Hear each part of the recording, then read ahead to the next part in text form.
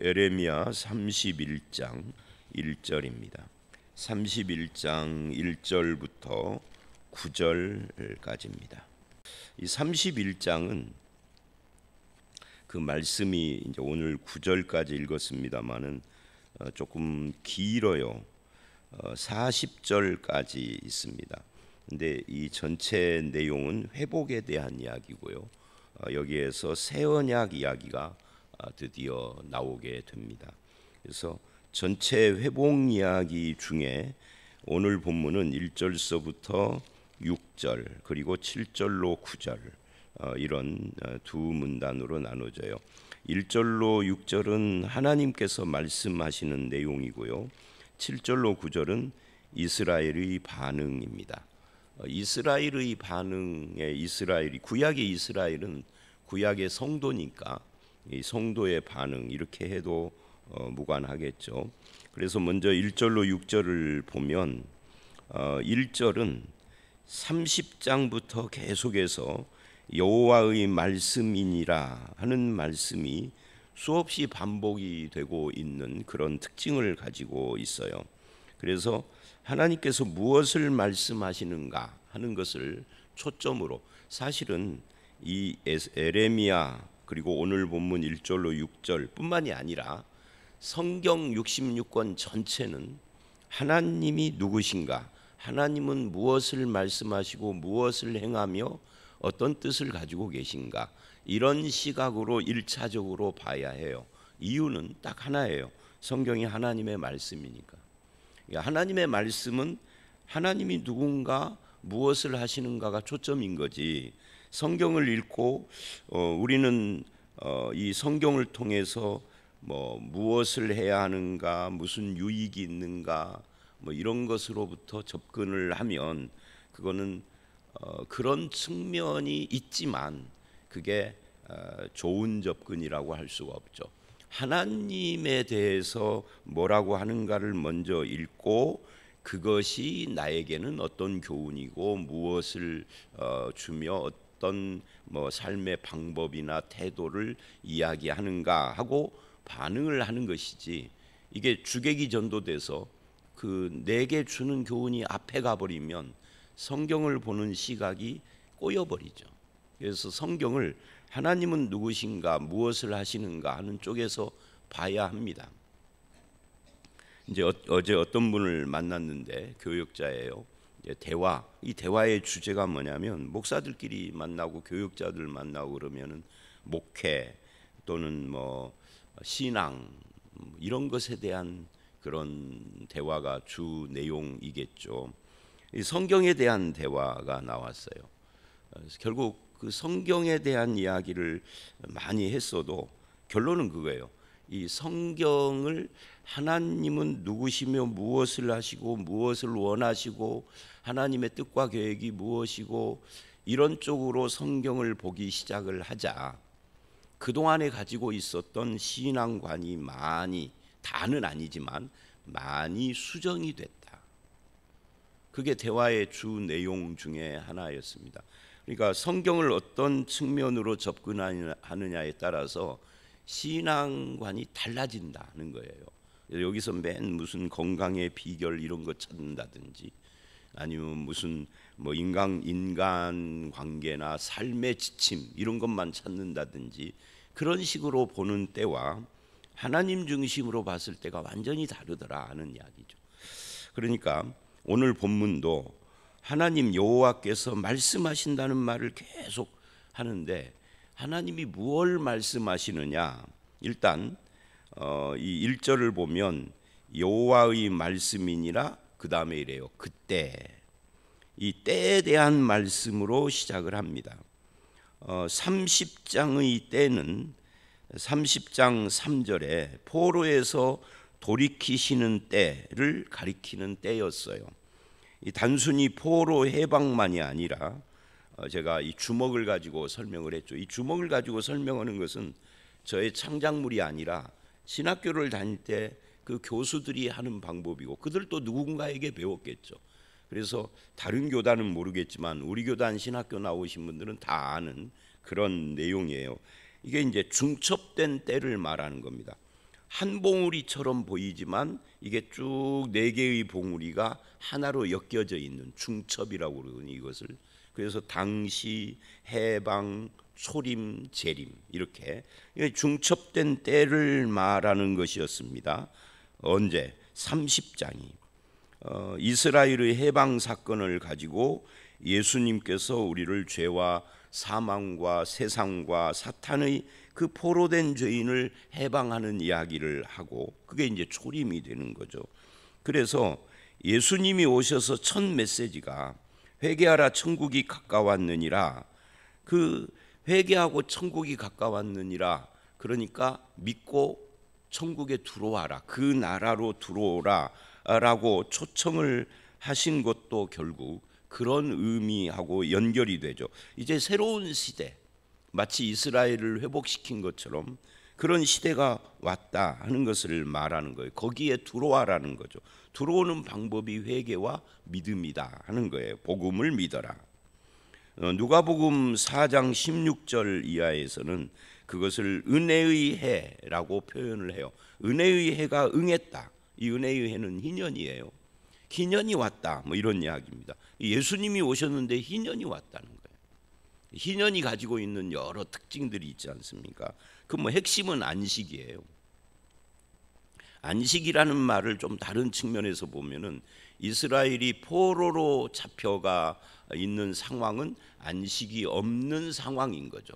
거기서부터 해방돼서 돌아오는 것은 안식이고 그것이 이제 희년에 마치 종들이 풀리는 것 같은 것이고 예수님이 오셔서 드디어 그것이 단순히 국가 간의 포로가 아니라 죄와 사망의 권세 아래 있었던 우리를 해방시키는 희년이다 하는 이야기를 하는 겁니다.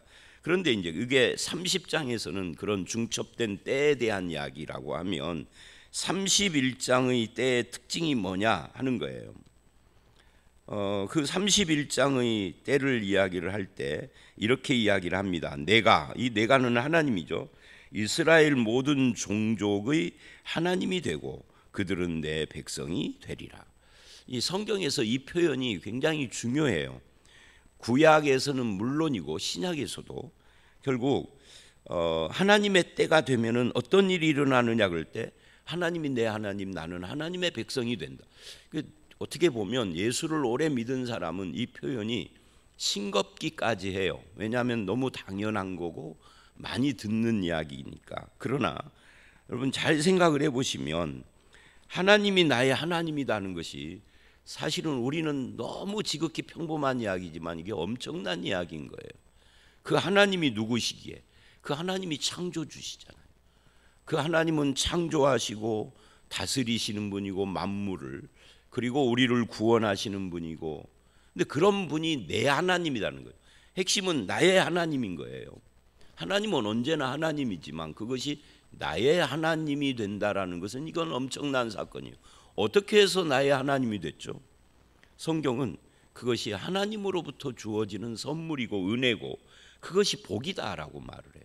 그리고 나는 그분의 백성이 되고 여러분 세상에 수많은 청소년들이나 젊은이들이 있지만 그들하고 나오고 무슨 상관이 있어요? 뭐 선교의 대상 또는 내가 가르쳐야 될 교육의 대상 뭐 여러 가지로 그들을 바라볼 수 있지만 결정적으로 그들은 내 자식은 아니에요. 근데 그 중에 딱 둘을 여자 하나하고 남자애 하나를 내 아들 내 딸이란단 말이에요. 이건 이제 특별한 관계인 거예요. 그러니까 세상에 수많은 사람이 있는데 너는 내 백성이다. 이건 엄청나니. 그러니까 이게 너무 평범해 보여요. 우리는 믿으니까. 그런데 어느 날 안 믿으면서 죄악 가운데 살던 사람이 예수께로 돌아오고 내가 이제 하나님의 백성, 그것도 그냥 백성이 아니라 친백성이 됐다. 친백성을 조금 바꾸면 친자식이 됐다. 자녀가 됐다. 하나님은 나의 아버지가 됐다. 이게 처음 믿고 은혜가 뭔지를 아는, 구원이 뭔지를 아는 사람은 굉장히 감격적인 거죠. 근데 그것을 이제 몇십 년 동안 듣다 보면은 그 감격이 좀 퇴색되고 사라지는 거지만 되짚어 보면 이게 굉장히 중요한 말씀입니다. 이걸 출애굽기 19장 5절 6절에서는 써귤라 너는 나의 보배로운 존재, 세상이 다 내 것이지만 그 중에서 너는 내 소유다. 아까 제가 말한 세상에 수많은 사람이 있는데 너는 내 아내다 하는 여자가 있는 것처럼, 너는 내 자식이다 이게 있는 것처럼, 그런 표현이다 그 말이죠. 나의 신부 같은 존재다. 그래서 이것을 이제 2절 3절을 보면, 2절에 여호와께서 이같이 말씀하신다는 말을 또 한 다음에 칼에서 벗어난 백성이 광야에서 은혜를 입었나니 곧 내가 이스라엘로 안식을 얻게 하러 갈 때에라. 그러니까 이 하나님으로부터 광야에서 입은 은혜, 광야에서 저들에게 은혜를 입힌 목적은 뭐예요? 안식을 얻게 하려고. 그러니까 이게 30장에 말한 그런 아까 설명한 인형 같은 이 안식을 얻게 한다라는 말이 지금 제가 설명한 예수를 몇십 년 믿고 모태신앙으로 조상 대대로 믿은 사람들은 뭐 이게 그냥 멀뚱멀뚱한 거죠. 뭐 죄도 많이 안 짓고, 죄를 전혀 안 짓는 건 아니지만 그런 사람들은 뭐 그냥 늘 듣던 이야기야. 그런데 엄청난 죄 가운데 그냥 그 안에 그 구덩이에 살던 사람은 정말 그런 삶에서 안식이 필요했는데 주님이 주셨다는 거잖아요.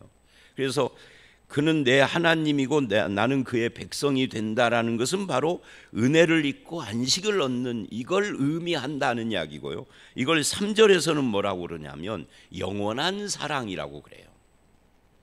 하나님이 나의 아버지 하나님이 되는 것은 영원한 사랑을 받는 것과 같은 것이라는 거죠. 그래서 다시 이제 3절을 읽어보면 옛적에 여호와께서 나에게 나타나사 내가 영원한 사랑으로 너를 사랑하기에 인자함으로 너를 이끌었다 하였노라.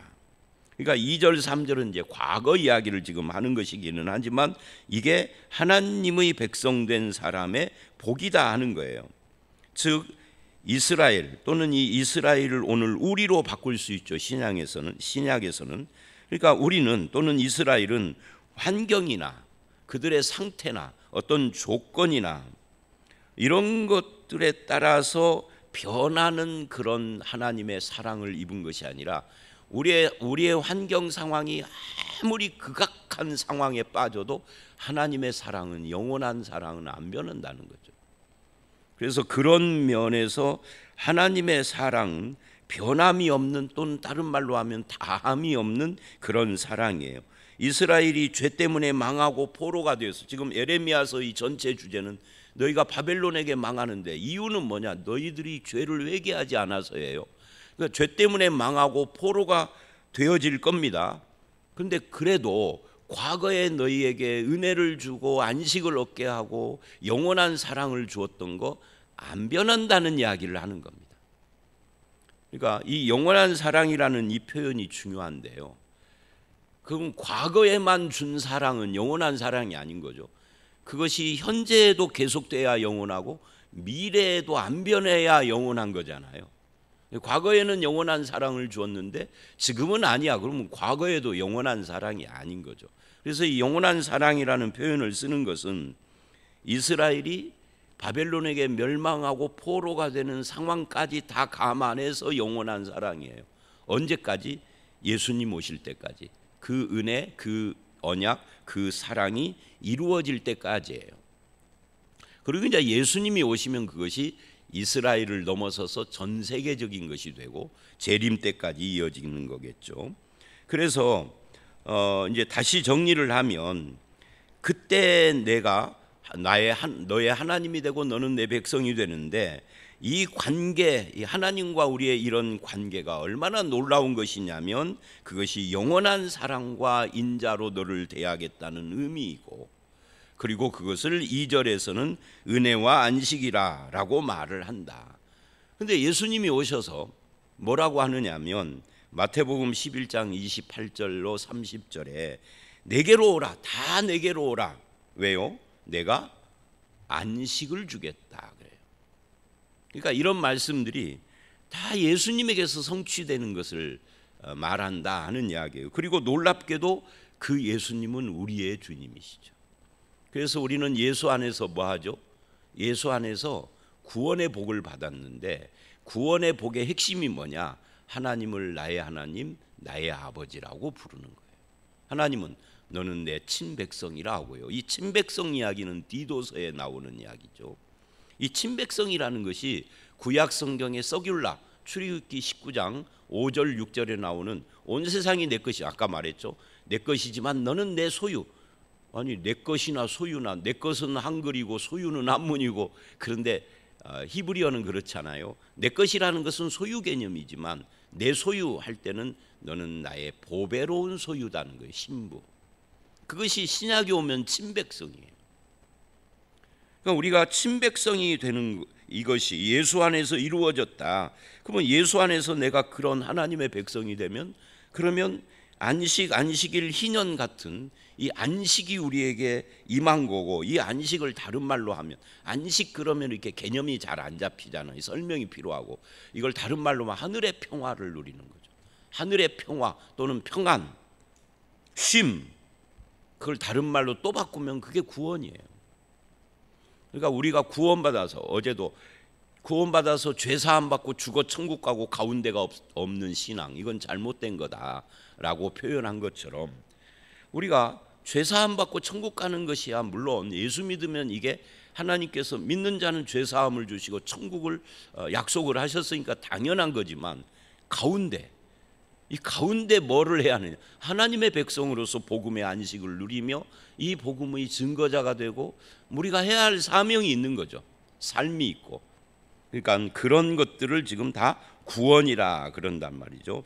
이걸 다 뭉뚱거리면은 신약에서 우리는 예수 안에 있다, 그리스도 안에 있다, 그리스도는 내 안에, 나는 그리스도 안에 있다라고 표현을 하는 겁니다. 그게 안식이고 구원이고 쉼이고 하늘의 평화고, 이걸 우리가 누려야 하는 거죠. 그래서 예수 믿는 사람에게 팔복을 선언하면서 복이 있다 할 때 이 복이 뭐라고요? 해피, 행복이라고요.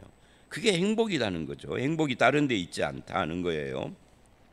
그 다음에 이제 4절을 보면 특별한 표현을 또 하죠. 처녀 이스라엘아 그럽니다.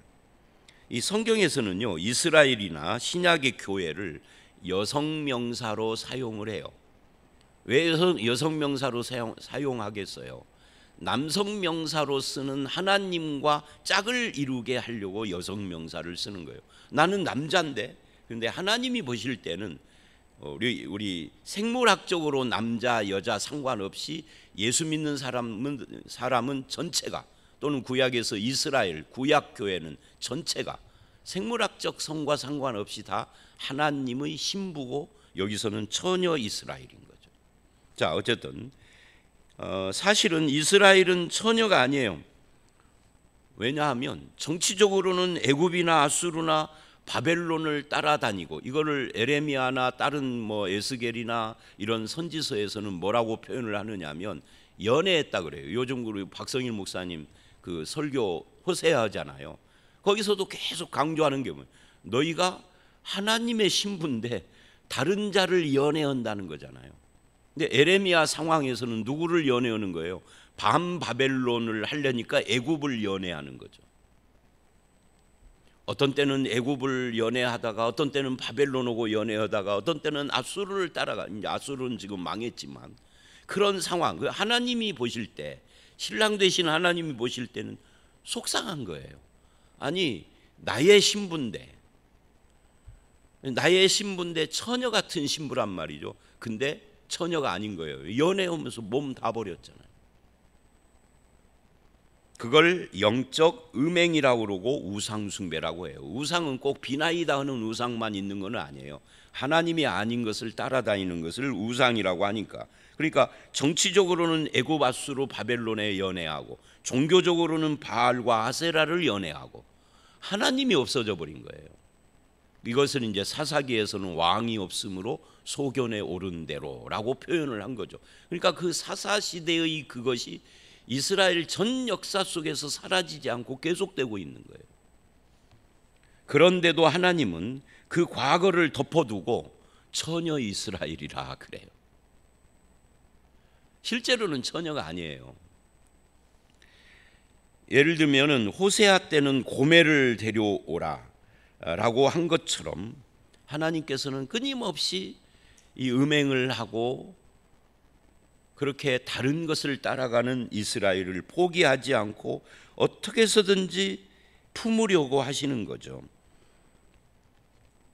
그건 이 어쩌다가 실수를 한 것이 아니라 수백 년을 하나님을 떠나서 장기처럼 사는 이스라엘을 처녀 이스라엘아, 그러면서 이래요. 내가 다시, 이 다시라는 표현이 지금 제가 설명한 이 모든 것을 포함하고 있는 겁니다. 다시 너를 세우겠다. 오세아식으로 말하면 다시 너를 내 안에 삼겠다 하고 남의 남자하고 놀고 있는 여자를 데리고 오는 거예요.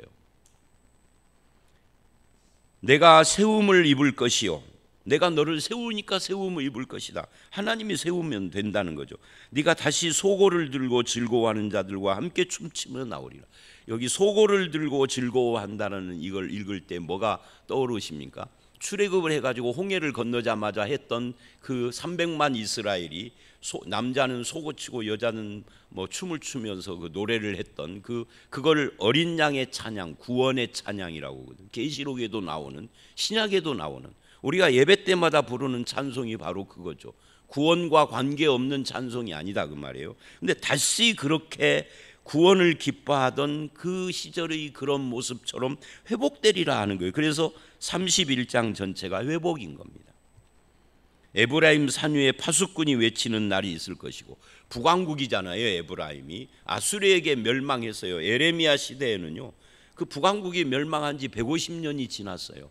그런데 그게 다시, 사람들은 꿈도 꿀 수가 없죠. 여러분 한번 생각을 해보세요. 하나님이 우리 대한민국을 향해서 야, 만주벌판을 다시 너희가 차지할 거야 그러면은 좋기는 좋은데 에이 좀 구라 같다, 거짓말 같다, 어떻게 그게 이루어져 라고 생각하는 것처럼 그냥 우리 소망사항이지 그건 불가능하잖아요.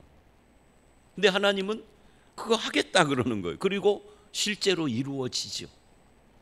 그러니까 예수님 시대 신약 복음을 보면 예수님의 주 무대가 어디예요? 갈릴리잖아요. 갈릴리가 어디예요? 북왕국이잖아요. 거기가 남북 시대에는 그 회복된 거예요. 중간에 사마리아를 빼고. 자, 그러니까 그런 일들이 일어난다. 회복이에요, 회복. 그리고는 그들이 6절 뭐라고 한다는 거예요? 아까 이제 5절을 건너뛰고 6절을 제가 말했어요. 뭐 포도나무 그것도 다 회복이니까 6절 끝에 우리가 시온에 올라가서 하나님 여호와께 나가자 하리라. 그러니까 신앙도 회복된다는 거예요. 나라 정치적인 것만 회복되는 것이 아니라 종교도 회복될 것이다 라고 말씀했어요. 자, 이 말씀을 들은 이스라엘들 어떻게 반응을 할까?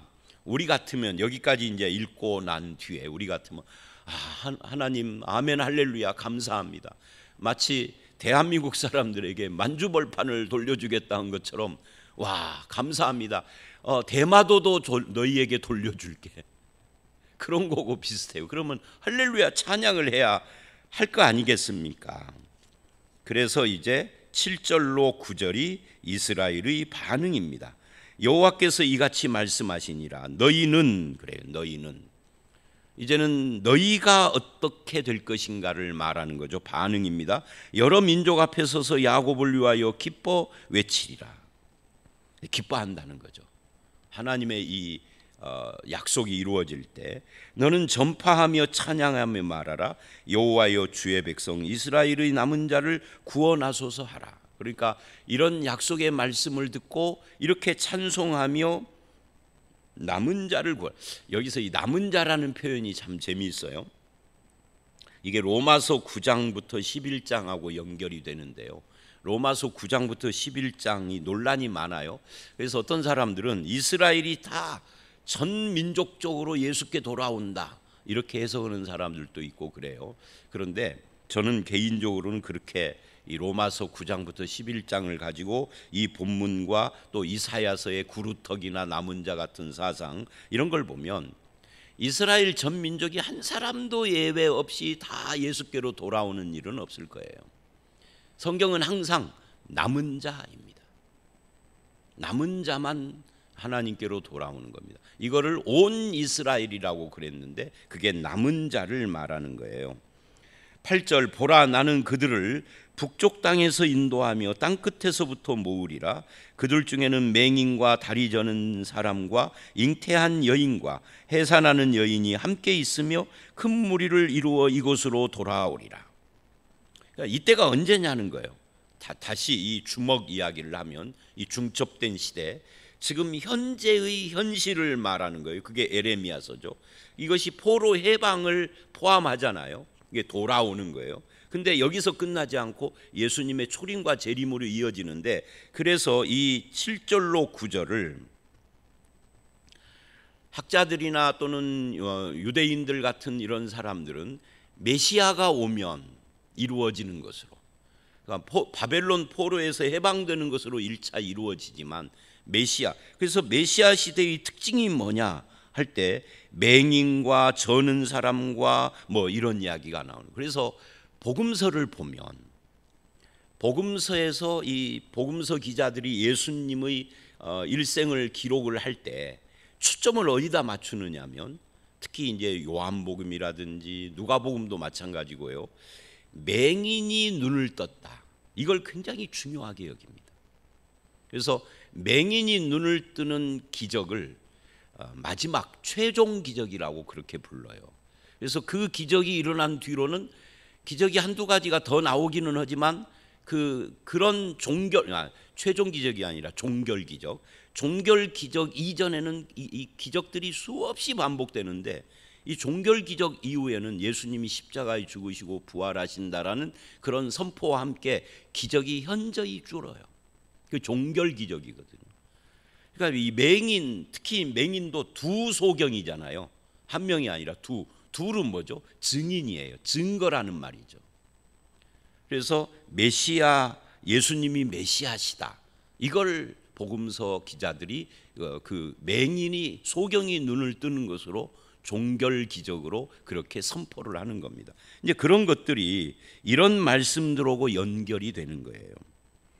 그렇게 큰 무리를 이루며 돌아오고 그들이 울며 돌아오리니 나의 인도함을 받고 강구할 때 내가 그들을 넘어지지 아니하고 물 있는 계곡의 곧은 길로 가게 하리라. 나는 이스라엘의 아버지요 에브라임은 내 자. 자, 오늘 말씀은 구조가 이렇게 돼 있죠. 1절에 나는 그들의 하나님이 되고 그들은 내 백성이 되리라. 그리고 9절에 결론이 뭐예요? 문단의 결론이 나는 이스라엘의 아버지요 에브라임. 에브라임은 이스라엘을 말합니다. 내 장자라. 장자가 뭐예요? 아들이라는 거죠. 나는 너희 아버지, 너는 내 아들. 이걸로 시작을 해서 이걸로 지금 마무리한 거예요. 그래서 오늘 말씀 중간에 무슨 안식도 있고 영원한 사랑도 있고 처녀 이스라엘도 있고 뭐 여러 가지가 있지만 핵심은 바로 하나님이 나의 하나님, 나는 그분의 백성. 하나님이 나의 아버지, 나는 그분의 자녀. 이것이 핵심이다 하는 것을 알 수가 있습니다. 이제 말씀을 마칩니다. 여러분은 하나님을 어떻게 생각을 하십니까? 이건 뭐 너무나 당연한 이야기를 제가 묻는 것 같은데, 가끔 보면 이제 그런 남성분들은 주로 누구냐면 송아지 신앙이라고 그래요. 송아지 신앙이 뭐냐면 어미소를 따라가잖아요. 그러니까 부인을 따라가는 신앙. 부인이 교회 안 가면 남편도 안 가고, 그죠? 부인이 어디 서울에 딸네 집에 한 달 가 있으면 남편 교회 안 와버리고, 그 부인 따라 가정 평화를 위하여서 나가주는 신앙. 이 사람들은 부부싸움을 할 때 내가 정보를 들어보니까 부부싸움을 할 때 너네 하나님은, 너네 교회는, 너네 목사님은, 자기도 우리 교회 집사면서 내 하나님이 안 되고 있는 거죠. 내 하나님. 하나님이 나의 하나님이 된 사람은 절대 그런 표현을 안 씁니다. 이 절대라는 말은 조금 그러기는 한데 실수로는 할 수 있겠죠. 그런데 그걸 알고는 안 써요.